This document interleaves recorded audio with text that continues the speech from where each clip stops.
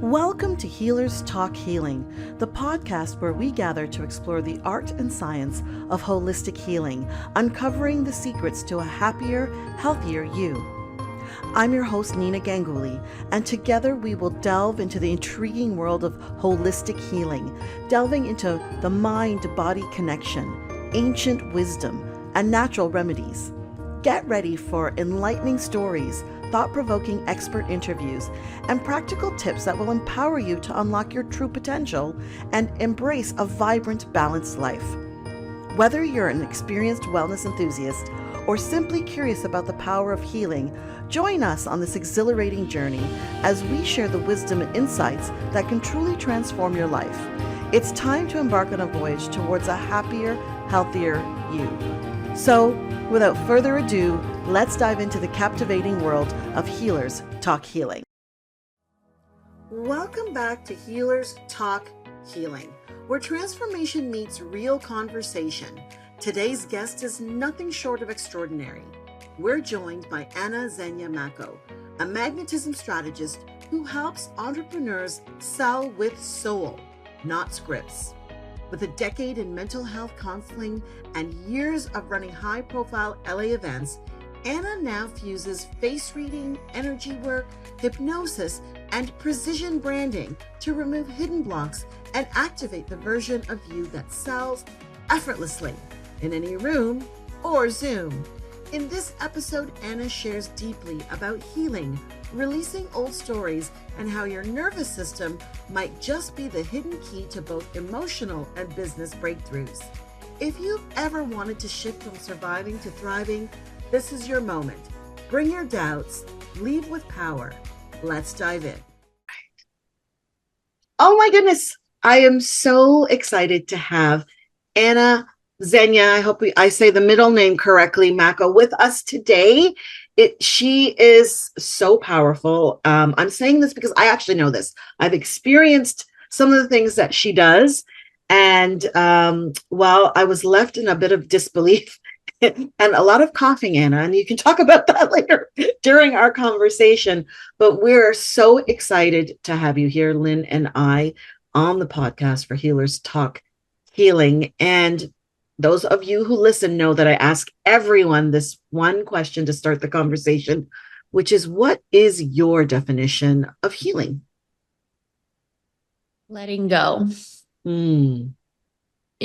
My definition, it's funny that you're bringing this question up because the pattern I keep on seeing all across the board is like, I got into this with therapy when I was like 10 years old. Then I got into therapy where it was working for me at like 14, 15. And then by the time I was like 19, I was in mindset and all of that.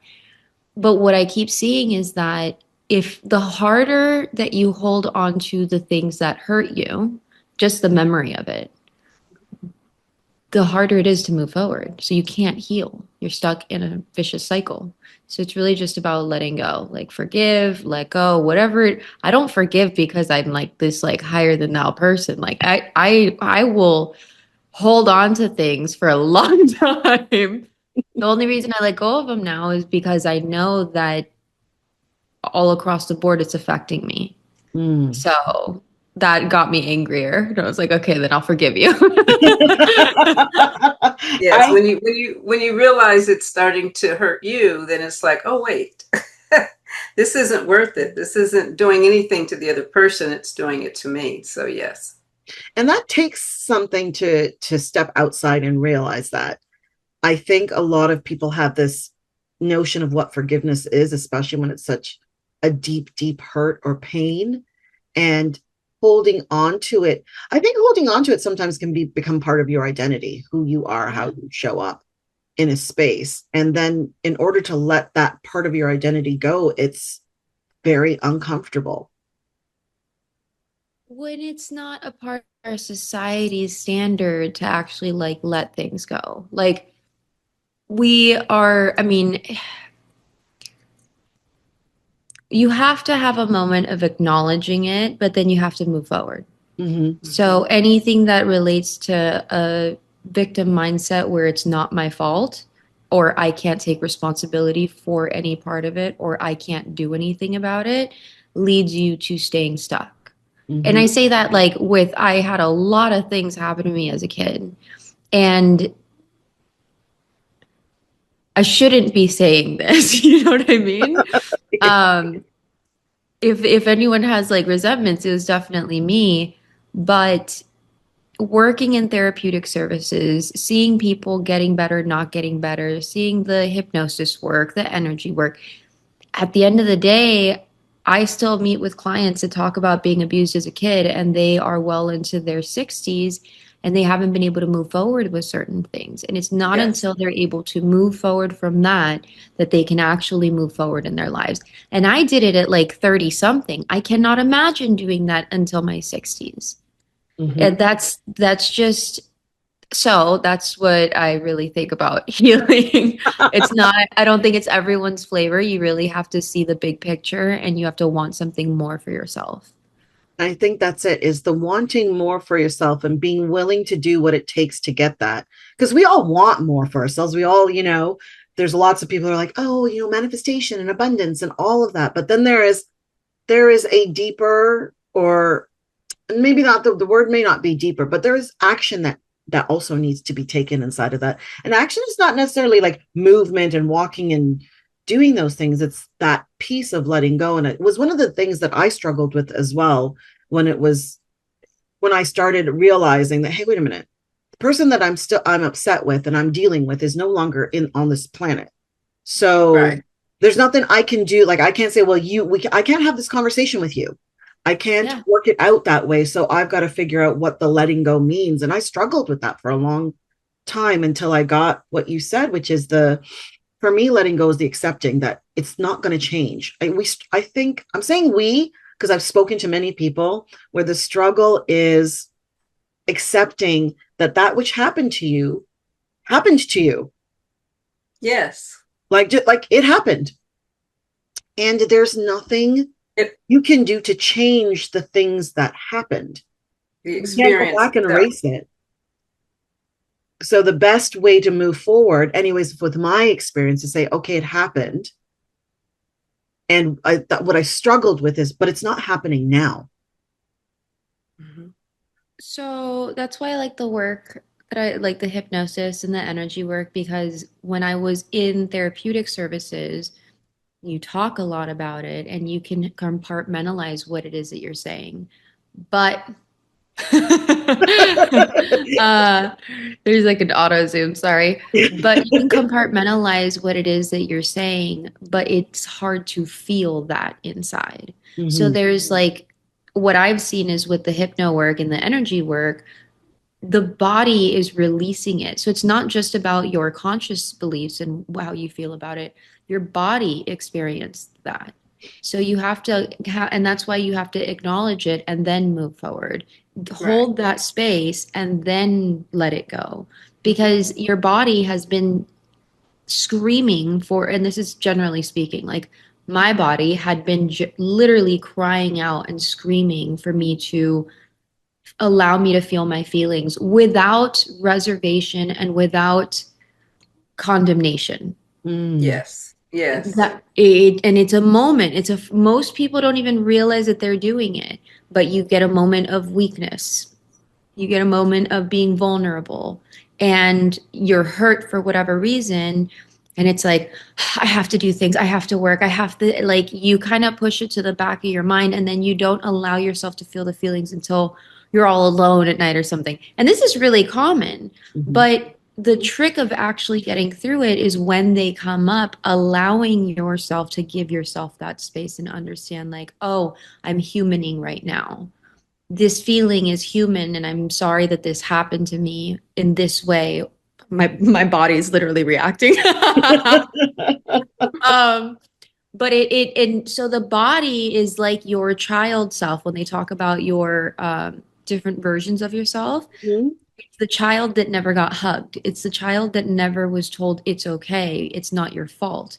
So when we have these feelings and we condemn ourselves, that child throws a temper tantrum and it doesn't want to let go. So if I do it the opposite, where I'm like, I love you, a lot of times, like if I hit a new level or something crazy happens, I'm like, this means I'm alive. This means I'm alive. I'm enough. Everything's okay. And it's calming down again. Like you can feel it. So it's not just a decision, but it's also your body is kind of like a marker or a ruler compass that's guiding you, trying to tell you, hey, we need to feel this. Give us the space. And until you do it, like it's going to be tooth and nail to actually let go of things. So, what would you suggest in terms of energy, emotions, whatever it is, even reliving an experience at what appears to be an inopportune time because you're sitting at work behind the desk, the boss comes up, and all you want to do is just scream, cry, or whatever in that moment because of what's coming up. I actually have a friend like that. It's a male, by the way. He cries at the drop of the hat. And so, what would you suggest that a person can do when it feels like the most appropriate thing to do would be stuff it, but stuffing it is not really the answer in that moment? Writing is number one Mm-hmm. because words are spells. And so when we learn to write, when we learn to speak, we actually are manifesting things everyone's manifesting what they want all of the time. It's not like, oh, if I do this, like you can start to have control over what you're manifesting, but we're always doing it. So if a person is feeling that way, whether it's anxiety, sadness, what is happening is that your body is overwhelmed like a computer system and it needs a release. Mm-hmm. So writing is number one. If you can just write out how you feel and either burn it, drown it, tear it up, you are quite literally taking those emotions from out of your body, giving it the space to express itself fully, and then destroying it as no longer a valid, real thing in your mindset anymore or your body or whatever. So that's one. And also the self-soothing. That's baby talk. I have a lot of clients, and like one of the first things that I have people start doing is baby talk. And they're like, "What?" And I'm like, "It works like a charm all the time. I just did it to myself 3 times, and every time my body, my left leg, the muscle spasmed and it moved. And then when I did it the second time, my heart felt warm, like it was like even now, it's like if I was petting, I imagine this is what it feels like to be pet as an animal. But you're it's really understanding that your body is its own entity. Your spirit and your feelings and your thoughts are another entity. And so what's happening is your body needs that release, or your heart needs that release, or your spirit, whichever one. But writing, self-soothing, giving yourself baby talk, and then number three, there were a bunch of, I can't remember where this was, but there were a bunch of children that their parents had been um, that passed away. And it was an orphanage filled, and the therapists that were interning there weren't enough therapists to hug the kids. Mm-hmm. And so they developed a strategy, this is a long time ago, of like the butterfly or the self Yes. hug. Mm-hmm. That is another form of self-soothing it just does wonders. So even with those three, if you actually practice those three, you don't have to sit down and meditate because when you're feeling like that, it's hard to get in the mindset and like in the zone and like ground and all of that. It really comes down to understanding that it's a computer system, your body, and it needs that release. So those are 3 ways that you can give it that release that give you the privacy still in that kind of environment to not end up because it's worse too. It starts snowballing when then it's starting affecting work and then you're starting to affect this and then it's like, oh God, Yeah. I have no control over things. But the Mm-hmm. moment that you take back that control or the illusion of is when you take back the reins and then you get to decide what it is that you want. Like there was one job where it was in mental health and like I could easily say when things were happening, when I was sad, when I needed a moment, when I needed to go regulate myself. It was awesome. But then I've had other jobs or businesses, especially when I was doing my marketing, where I didn't have that luxury. And we're still in a society where it's like, this is the human experience. It's not the spiritual experience. You Right. get a spiritual experience because we're already spirit. So the human experience is doing this weird stuff in business and like showing up when you're not comfortable. Mhm. Um, does that make sense? It does. And it's interesting when you were saying that, when you said the third one was a hug, I envisioned a person being at their desk in their feelings, someone coming up, and most time people cross their arms, but instead of crossing your arms, it might be, just something like this. Yeah. It's the hug, but it can be Yep. subtle. It doesn't have to be for a long time, but it can still allow, as you said, the feelings to be expressed and the soothing, the calming. Oh, You and the see what I'm breathing. saying? Yeah, no, I've seen that a In lot that with, moment, in that moment, in that moment. but the thing you just reminded me of too is the breathing. Yes, Like and breathing. I forgot about that part. It's like Hmm. that's probably the easiest one where it's just you have to do it slow of one, two, three, four in, Hmm. hold four, release four. Just a Hmm. practice. God, there's so many cool things now. Yes, Well, I think yes. it's important for people to remember it's a practice because at first it can feel uncomfortable because it's unfamiliar. It's Hmm. not the Yeah. first thing you're going to think about is self-soothing and doing the baby talk and even breathing. Like it's just the breathing in a way that's going to work for you because I know that I know these things, everything that you're saying except for the baby talk I know about. And but to remember it in the moment where you need to release it, that's the practice. And I want to Yeah. say that for the listeners and those who are watching, because we're practiced ladies on here who have a lot of tools and use a lot of tools, but it's practice in those moments. A friend of mine, she's seeing a therapist, and one of the things she said to her therapist was, I have all the tools, but when the time comes to, like I'm losing my crap and all, you're not thinking about tools at that time, Hmm. you know? And what the therapist said, which I agree with, is yes, you in those immediate moments, you're not going to use your tools. Your humanness is just going to human. You're going to be a human and things are going to happen. But somebody who has practiced enough knows, hey, oh, I have a toolbox. Oh, now I can, like, I've done something. Now I can breathe. Now I can hug myself. Now I can do those things.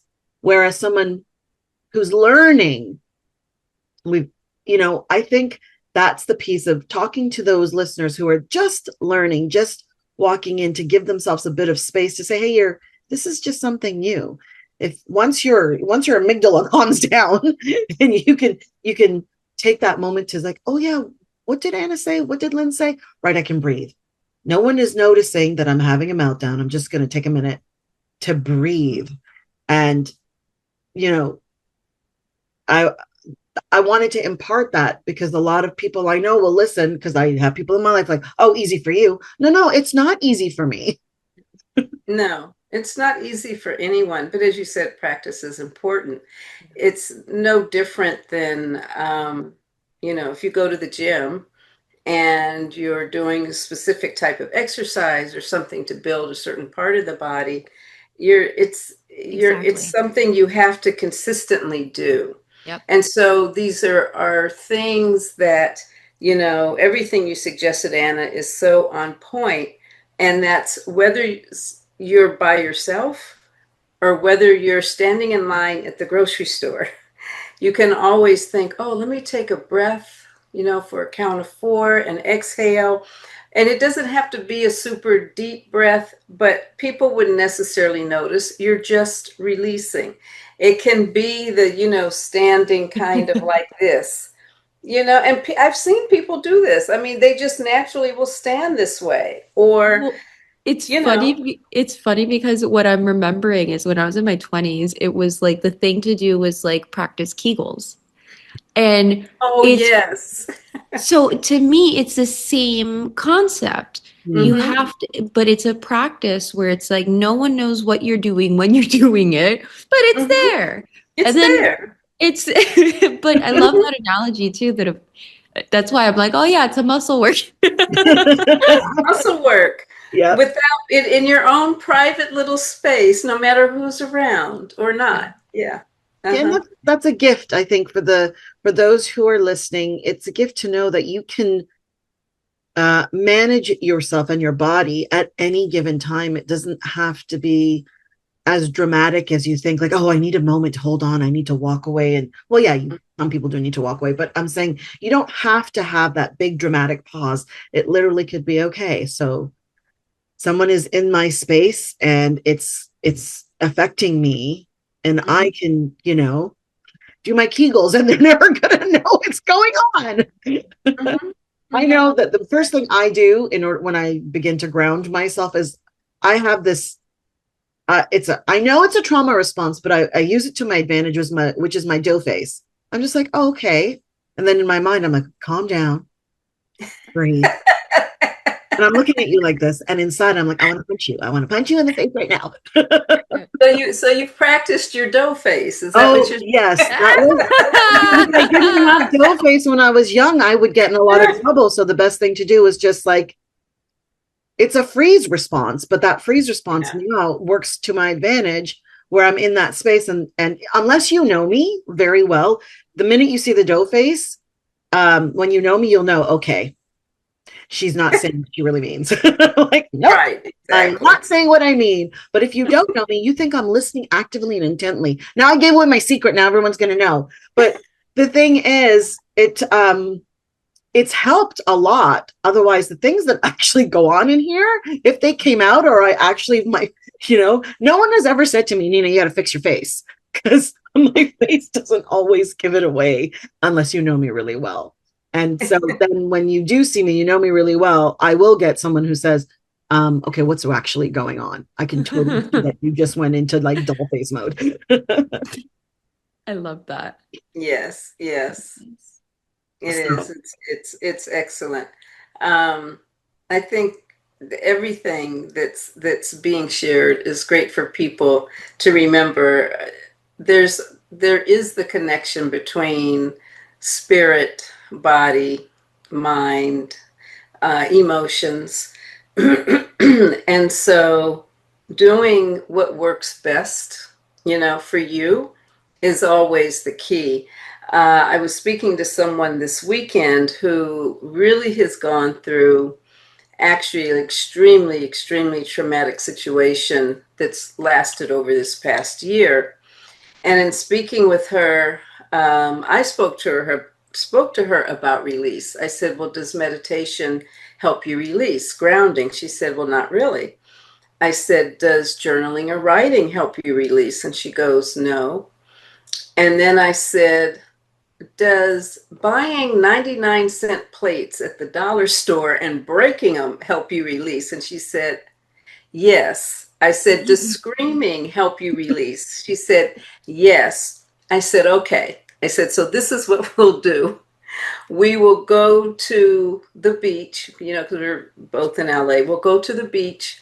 I said, "And you can break the 99, well, they're not 99 cents anymore. They're $1.25. But anyway, break the $1.25 dishes.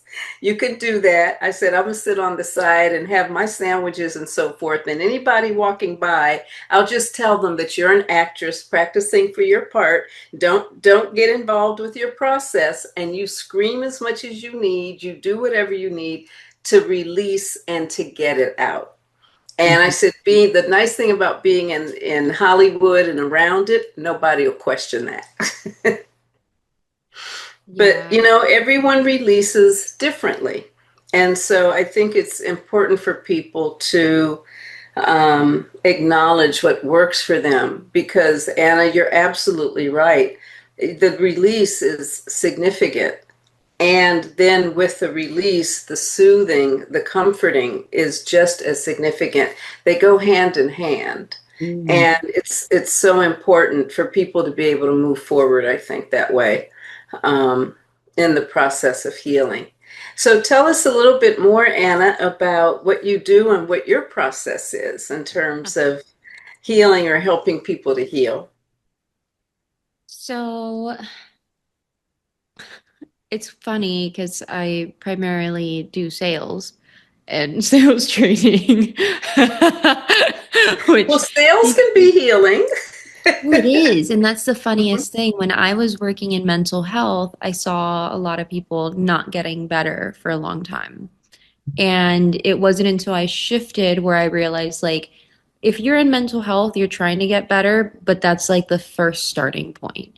Once you get more under your belt, the things that used to hold you back aren't really harmful. And now you're looking at how can I gain something out of what I'm doing.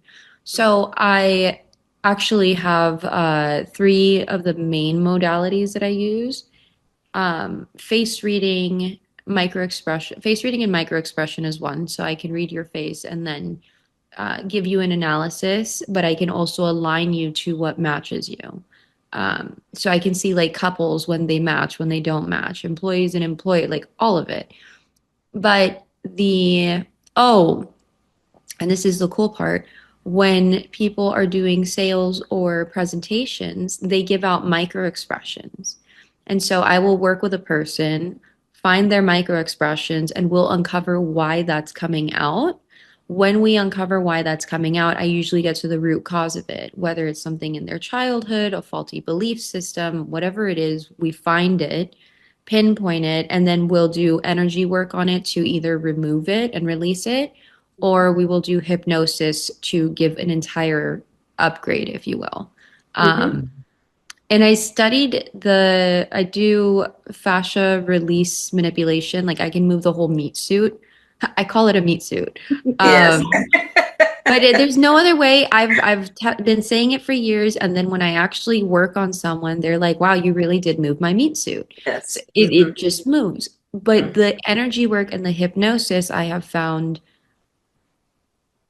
I can see when the body releases it if we're doing hypno or we're doing energy work. It's not just, oh, do you feel better? Like I can see the shift in the facial structure where they release.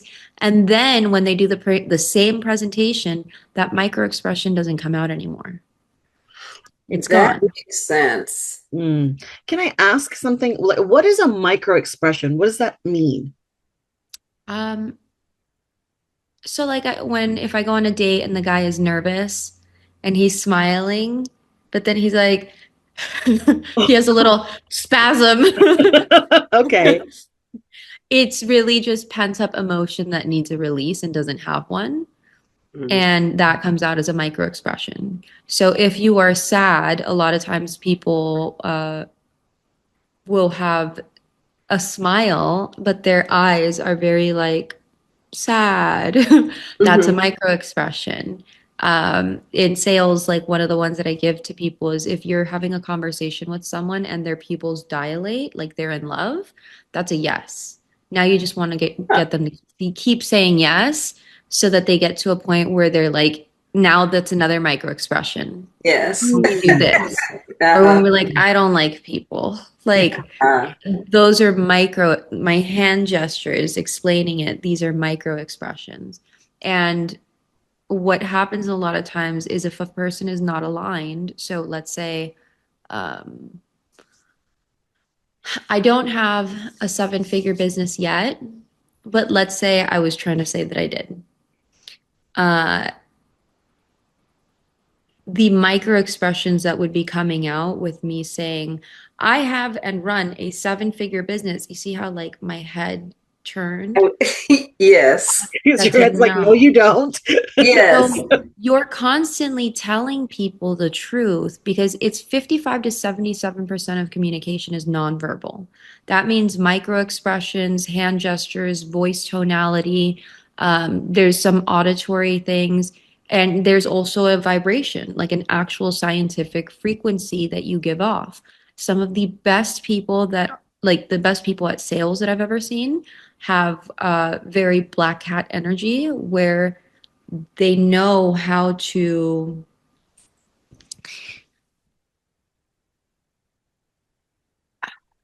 it's not just micro expressions coming out, it's also what you're putting out. So when you see a house cat or any kind of cat in the wild get a prey, they actually have a sound wave. It's a frequency that goes to the prey, and the cat goes because it's sending the frequency to the prey so that the nervous system of the prey relaxes and the cat is able to kill it or unalive it with ease, comfort, if you will. It's like with less very struggle. quick. Yeah, it's very quick. And people in sales that are really good at that and understand that ability that we as humans have to do the same thing, they can sit there and energetically have the person feel at ease, relaxed. I'm holding space for you so that you start reeling in here. So the micro expressions and the are really both of those because you can see them too.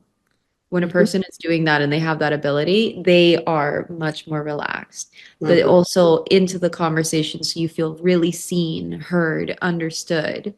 And I mean, most people want to feel understood, heard, and seen. Of course. I think everyone does. Yes. Yes, that's very true. It's interesting you were speaking about the micro expression. The one that I recognize most is the one where someone says, "Oh, I just absolutely love this house." You know, they say one thing and their body is completely telling you the opposite. Yeah. I'm going to take note of that now. I really like this person's actually saying this when they're trying to say this. One of the things when I make a purchase, whether it's a coaching program or whatever it is, if the person is not matching, I don't buy from them. And it may just be that they're having an off day or they're thinking about something else, but that you're either pushing a sale away or you're bringing it in. There's just two options. And when you are not aware of, and forget about that, like I know a lot of people that are single, not by choice, because they don't realize that they're doing the same thing that a person in sales that doesn't sell anything does, which is, and this is really important for mindset. What you think about and feel is going to be what manifests. The whole purpose of us having the human experience is for each of us to have the human experience. And a lot of times what women do, and men, but mainly I've seen women and men, whatever. They get so excited about something. They're infatuated. It's all that they think about. When you do that, you're pushing it away energetically. That's what's happening on a frequency, energetic, aura level. Like this is proven with science on a molecular level. They were able to see that your auric field becomes really potent and it expands. And when it expands and you don't know how to hold space for people, you push people away. And so you'll have someone that's really excited, like a little puppy dog wanting someone to pay attention, going to this group, going to this group, going to this one. And everywhere they go, there's like chaos or like a girl or a guy that gets broken up with all of the time. Or like you really want this kind of career path, but it's not working out.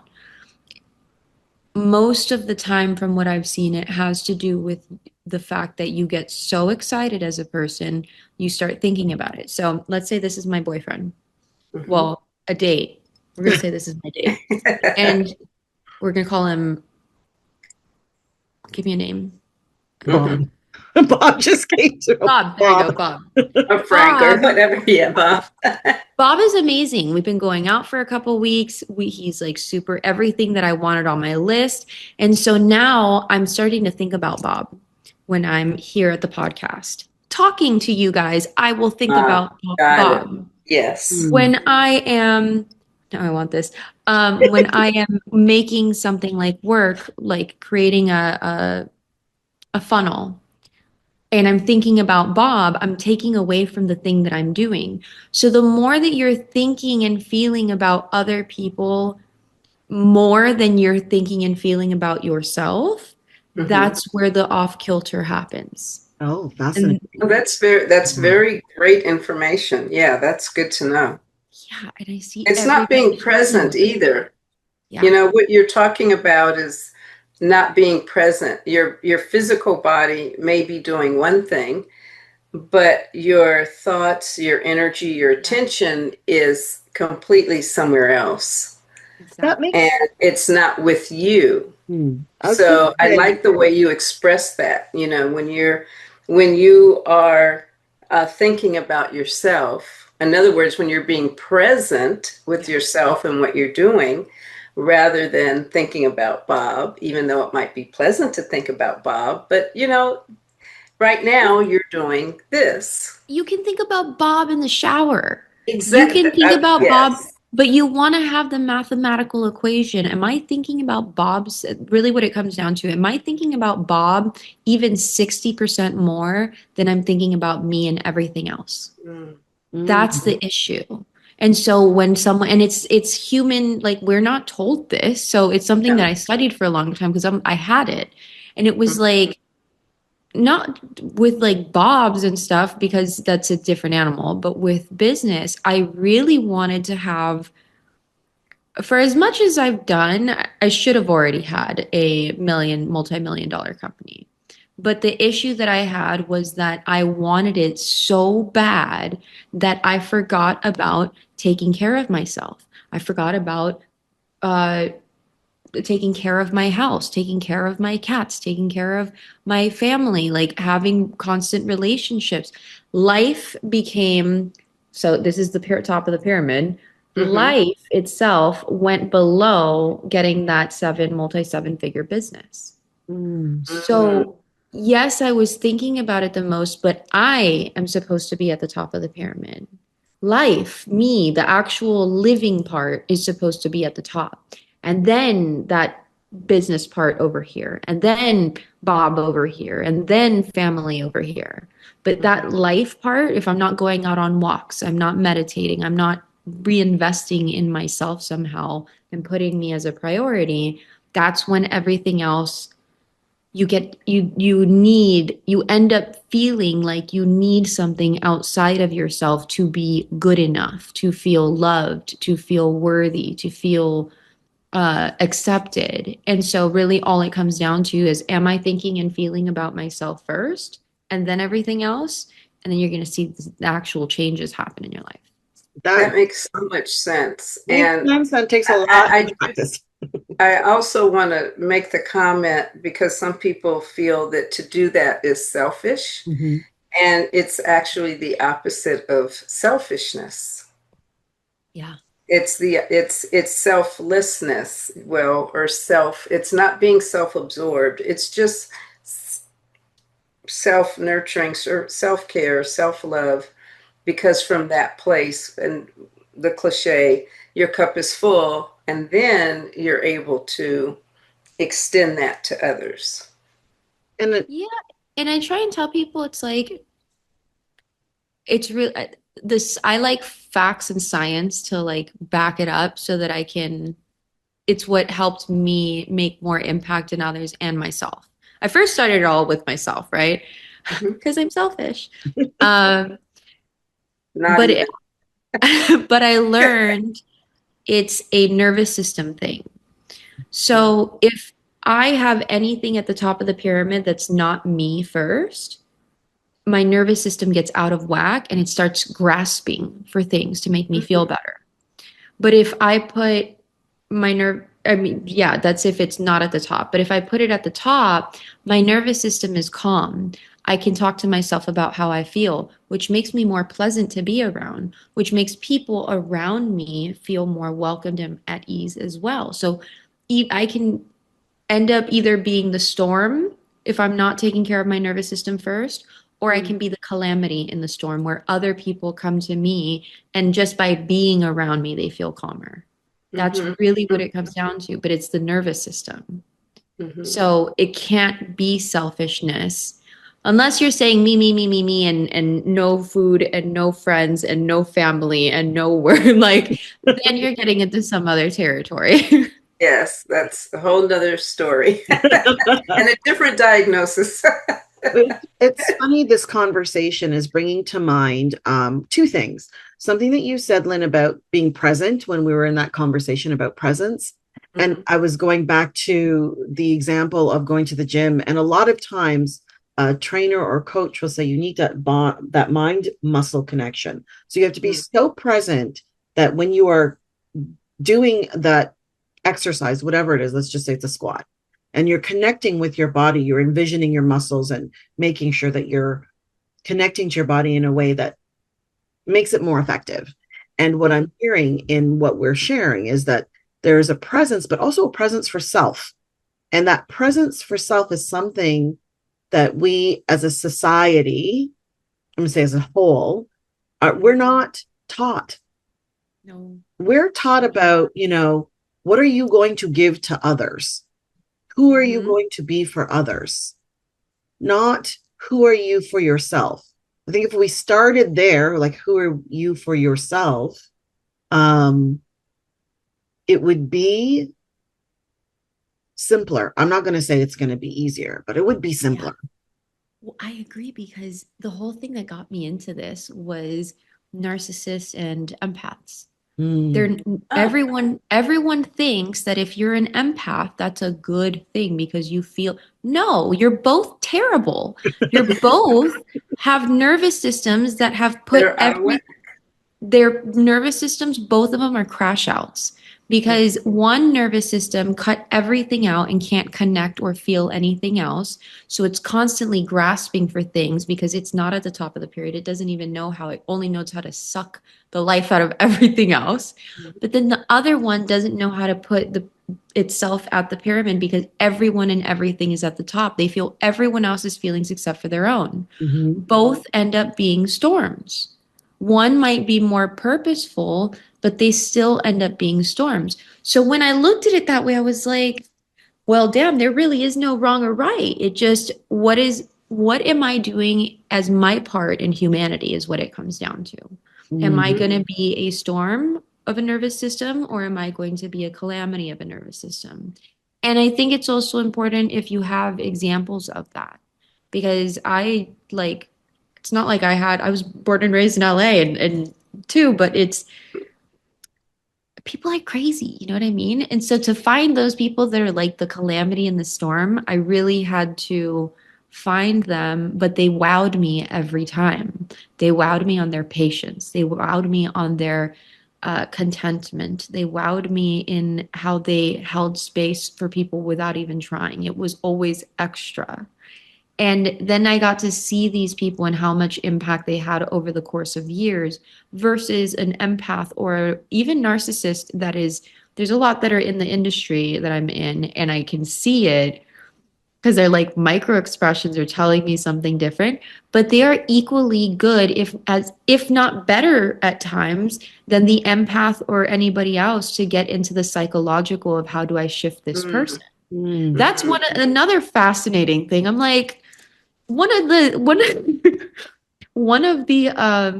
hypnosis things that I do, I learned from a man that was a narcissist, and he was very like vocal about how he lived and that it's like a pattern disruptor that he has to constantly go through. But he had one of the most powerful to this day hypnosis sessions that I ever received and that I learned from. So, right? It's like, okay. The rest of the conversation wasn't very good, but that part was like That part was amazing, right? The part that you really wanted to garner and receive, right? Yeah, got it.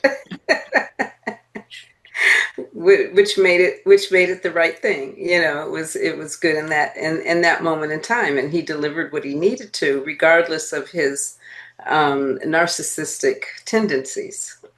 But if I had been in the predisposition to judge the human that he was before, I wouldn't have gone with him. I mean, it gave me like 5 years ago, I wouldn't have gone with him. I would have felt his energy, seen him, and I would have been like, knowing what I know now, I'm like, oh, let's see what you got. Because I have myself at the top of the pyramid. So when someone tries to do anything. I'm just like, here we go. And like the funny thing is they're always looking for a reaction from you. And so I'm like, I have no reactions. I'm just like, oh, that's what my, if anything, my reaction is like, oh, that's what you're doing. Okay, next. Like, and then Yeah, I'm like, bye. and there are all your micro expressions right there. Mhm. I think it's so powerful to understand the superpower that you have when you can understand, when you put yourself at the top of the pyramid, and also understand that. So that's the first time I've heard that, a narcissist, or maybe it's the second time. I think you told us that before when we were having a conversation, that they're just like the same, but a different side of the coin, the narcissist and the empath, how they're trying to fill things up outside of themselves. And when you are filling up yourself, and we hear it all the time, and it is a constant, I'm going to say struggle because that's what it is for me. I can't say it's a struggle for everybody else, because I'm so wired in that opposite way to create that new sense. Like I try every day to think about, okay, what does Nina want first when my eyes open? But it is interesting as I'm saying this to you that that's not the first thought that always comes into mind. What does the dog need? What does my husband need? Okay, what do I need to do for them so then I can do what I need to do for myself? That's the way I think. Right. But Well, it's a, go ahead. no, I was just going to say that's part of the training and the program societally, globally, in different ways that we've all accepted as the way to live, the way to get along, the way to be accepted, the way for, that we're supposed to be. So shifting that mindset, as Anna's talking about, is can feel like you're really walking toward the sun when you shift your mindset in terms of being at the top of the pyramid while everyone else is walking away from the sun, and they're like, hey, you're going the wrong direction, and you're like, no, really, the warmth, it's over there. you know and so yes, that's why it can feel like a struggle, because you're pushing up against and you're moving up against, and what has been taught, what has been perpetuated, and so forth in that belief system. And then even when everyone's removed, whoever may have had influence over you throughout your life, they're not, with you at certain times or what have you. You hear their voices, you hear the situations, you tell yourself the same things, and you still feel like you have to struggle with that. Yeah, and Okay. then resentment gets built up either way, right? Because I get mad that I'm thinking about it because I know I should be putting myself first. This is what happens. I'm like, Nina, stop. Hold on. What do you need? What do you need to do? What do you need to do? What would you like to do? And it's still tough because sometimes I don't even have the answer to that question. Well, then that just means, I mean, can I speak frankly? Of course you Yes. can. That means that you're not putting yourself at the top at all, because if part of the learning process, and this is good for people to hear, is you get to a point where you've given so much to everyone and everything else that you can't even hear your body tell you what it needs anymore. I would agree with that. I was Yeah. just thinking, ding, ding, ding. Until it gets too late where it's so Yeah. pronounced and it's like, oh, it's screaming so loudly you can't ignore it anymore. And that's how people get sick. Mm-hmm. I mean, I was just talking to another friend that his mother passed away brutally from cancer. I Mhm. mean, anomalies were happening where like a simple surgery turned into a major complication, and it just was snowballing after that. But if you took a look at the rest of her life, it was an entire struggle the whole time. I mean, it was, when we were talking about it, I'm like, no offense, but like, I can see why she didn't want to persevere, and she didn't, like, for what?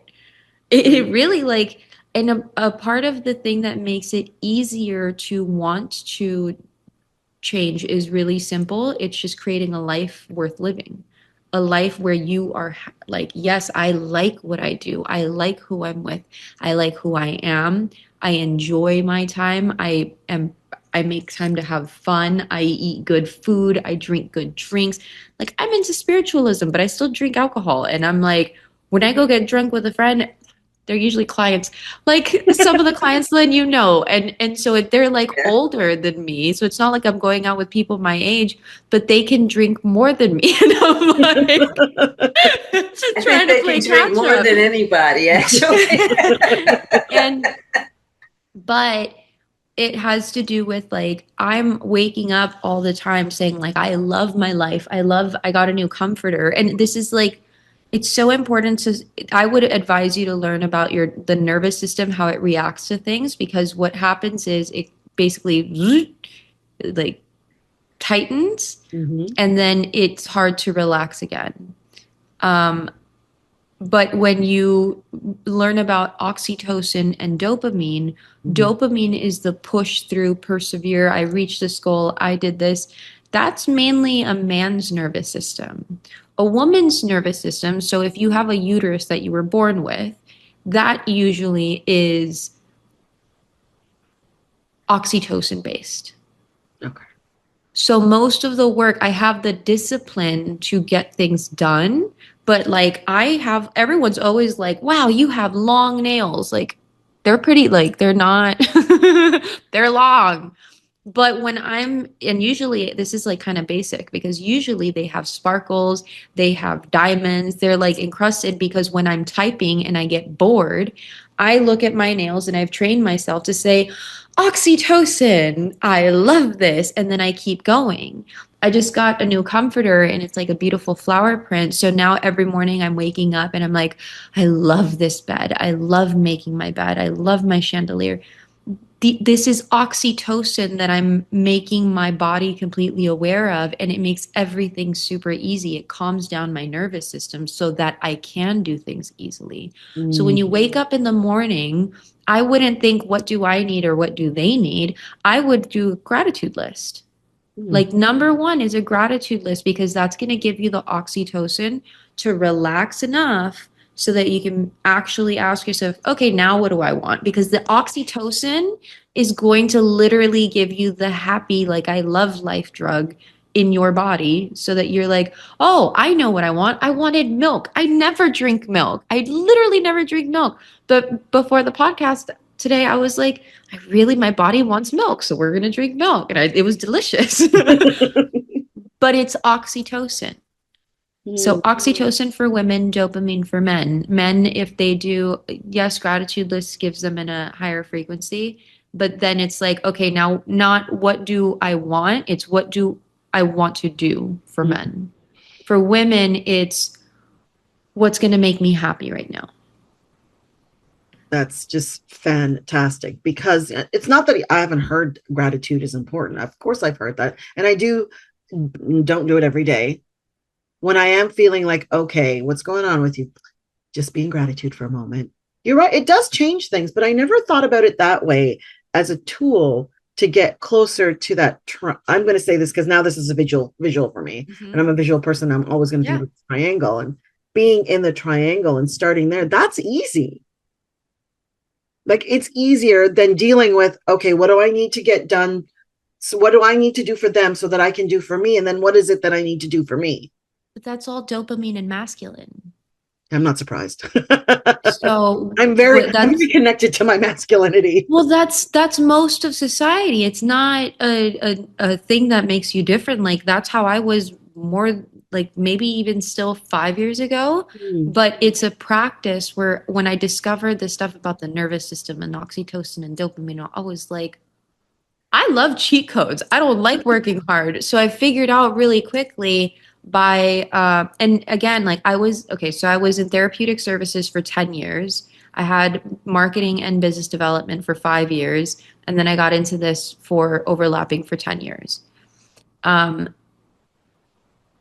have a wealth of knowledge that allows me to get cheat codes for people so that they don't have to talk for a long time and figure things out. Like I had a guy get a back brace, and within 3 months he was able to sell finally after not selling for 3 years. The oxytocin is the cheat code for women because our society, there's a woman that wrote a book And it did the discovery that all of the studies that they do on like the test dummies that they use in car crashes for a man, it's literally a man's body, a man's weight, a man's structure, a man's bone structure, density, everything. Oh, you're muted, Lynn. But they're all of, I mean, everything. You go to the airport, you go to the bathroom, you go to the things that have to do with safety, like the seat belts. They were created for men. This entire world was created for men. You have to set goals. You have to do this. Like when I had the marketing agency, I was making money. I was doing things, but I was doing it like a man, like, oh, I have to do business. I can't. It was exhausting and I got depleted.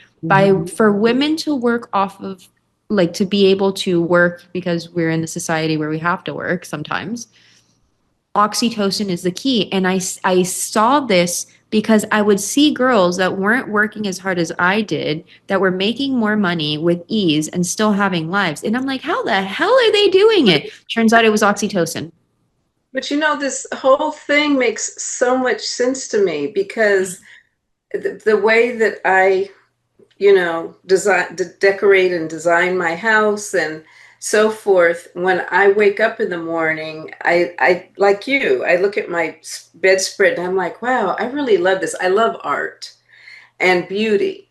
And so when I'm surrounded with art and beauty and everything has a beautiful balance to it, and the different shapes and colors that are easy, I do often wake up and go, oh, I just really love this. I'm so grateful that my living room looks this way. I'm so grateful for all the flowers. I'm grateful for, and I never thought about the fact where my husband is completely the opposite, and his spaces are very, let's just say, not the tidiest, the neatest, the most organized, so on and so forth.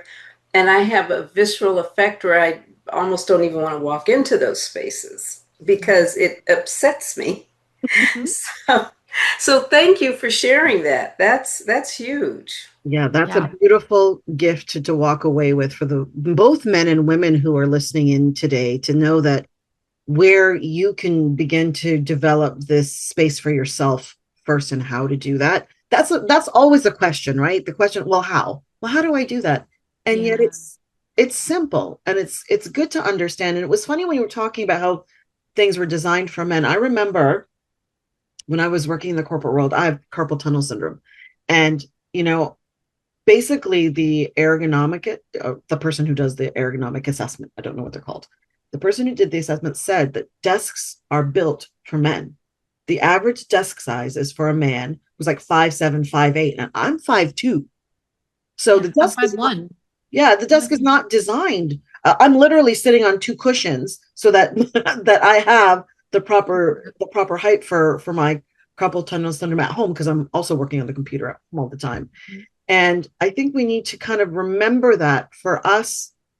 I'm going to say us women because it's three women having this conversation, and the majority of our listeners and the people that we connect with are women on this discovery, is that to come to a space where we can really connect or reconnect to our femininity and what works for us, and have that conversation inside of even the healing conversation, right?